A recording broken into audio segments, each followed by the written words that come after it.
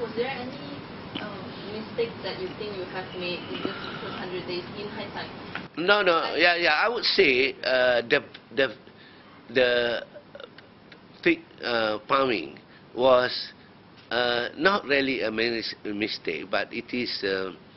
We are very we say to ourselves, we are a very transparent. We adopt transparency as part of our way of governing, and then we also adopt the issues of accountability as part of our government. So when we look at the project of the Selangor, previous Selangor government project on fig farming, I thought it was a reasonable one after spending a lot of resources going all over the world to look for that. Then I thought, hey, let's do it. After all, it's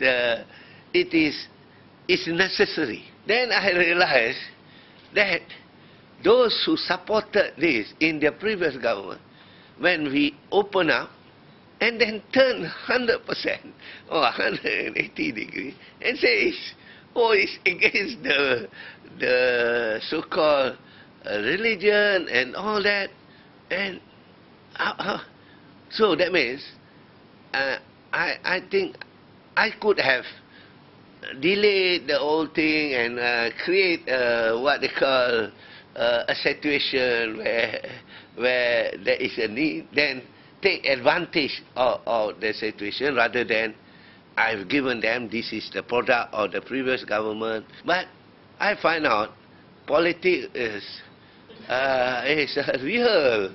They can change their skin. Yeah. And fortunately, it is fortunate since I read all their papers.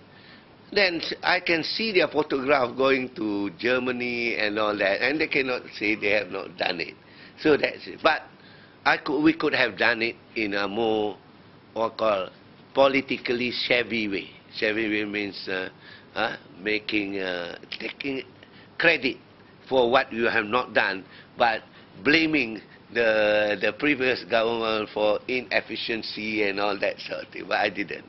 I hope we will stop this type of thing, because if it is good for the country, we should go ahead and do it. But I'm reminded by some of my political colleagues, say, hey, this is not just doing it. You must know how to tackle it. And the backlash was quite big, because the UMNO group was trying to create a clash between DAP and PAS, and that was nearly caused a little bit of concern between two parties. You're busy doing the firefighting. Yeah, then I have to do the firefighting, and then I make a statement on the need. There was a big statement, the need to make sure that the foreign workers must be identified and all that. Wow, I've got a backlash from everybody. I don't know why so many people have a loving attitude with the foreign workers. So I really, but that's how they are. But at the end I realized it is the humane nature of things, but I have to tackle it in a more important way. Even water is a bit more thing, because I have to contend with answering questions in Parliament by parliamentarians who ask why I should give water free to the people, because they will keep on wasting water unnecessarily. That's one. Secondly, it was a corrupt act to give to the people. Since you win the election, you give free water to the people. So my answer to the second question was very clear. If UMNO has already now, the word I use is bertaubat, that means they have already repented, to say that they will never take any rasuah anymore in their. I think I'm glad that happened. So I did ask the member of parliament from Johor. Unfortunately, Johor was not a good case of handling water. So it's really deplorable in their. So, but I didn't get that. And I said, why don't you give the list? Write a letter to Perhubungan UMNO Selangor, and give to the Menteri Besar the list of all UMNO Selangor who didn't want to get this free water. And then I will just deduct it from Sabas, and then that money will be going for the poor people. But I think the UMNO people are more sane than the politicians. So that's foreign worker levy. What do you, will it be continue or? Oh yeah. We are looking at some provision of local government act. Among the act of local government is 111. Or what does 111 mean?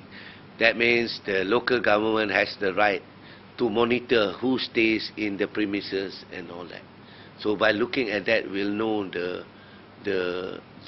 what they call the quantum of the foreign workers and all that, and we can talk about making sure that area, and we can because for that 112 provide that if people don't provide the information, they can go to jail, and also they have to pay penalty for that. So we are going to use the law on that regard in order to find ways and means to